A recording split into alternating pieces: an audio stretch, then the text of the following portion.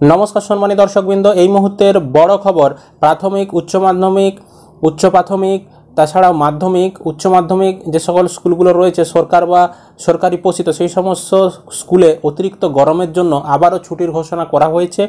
তো সরাসরি অনস্ক্রিনে দেখতে পাচ্ছেন বার্ত বসু, যিনি আমাদের শিক্ষামন্ত্রী, তিনি কিন্তু টুইট করে বিষয়টি জানিয়েছেন যে কিছু জেলায় তাপপ্রবাহের পরিস্থিতি রয়েছে বলে জানা গেছে। তাই সিদ্ধান্ত নেওয়া হয়েছে যে 13/6/2025, মানে আজকে হচ্ছে 12/6/2025, তার মানে কাল হচ্ছে শুক্রবার 13/6/2025 এবং শনিবার 14/6/2025, এই দুদিন হচ্ছে রাজ্যের সমস্ত সরকারি ও সরকার পোষিত প্রাথমিক, উচ্চ প্রাথমিক, মাধ্যমিক, উচ্চ মাধ্যমিক শিক্ষা প্রতিষ্ঠানে শিক্ষণ কার্যক্রম স্থগিত রাখা হবে।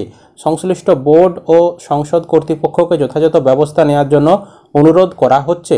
তবে এখানে ব্যাকেটে পার্বত্য এলাকা ব্যতীত, পার্বত্য এলাকা মানে হচ্ছে দার্জিলিং, কালিম্পং, ওই সকল যে এরিয়াগুলো যেখানে ঠান্ডাপ্রবণ একটু এলাকা, সেইখানে কিন্তু ছুটি থাকবে না 13-14 তারিখ। বাকি যে সকল জেলাগুলো রয়েছে পার্বত্য এলাকা বাদে, দক্ষিণবঙ্গ বলুন, উত্তরবঙ্গের বাকি যে সকল জেলাগুলো রয়েছে, সেখানে কিন্তু 13 এবং 14 মানে শুক্র শনিবার কিন্তু বন্ধ থাকবে স্কুল অতিরিক্ত তাপপ্রবাহের জন্য। বিভিন্ন জায়গায় মর্নিং স্কুল করার জন্য আবেদনও করা হচ্ছে, সেই নিয়েও চিন্তাভাবনা করছে শিক্ষা দপ্তর। এরকম যদি গরম থাকে তাহলে কিন্তু পরবর্তী সময়ে মর্নিং স্কুল কিন্তু হবারও একটি নোটিফিকেশান জারি করা হতে পারে। তো এটুকুই বর্তমানে লেটেস্ট আপডেট ছিল গরমের ছুটি রিলেটেড এবং মর্নিং স্কুল রিলেটেড।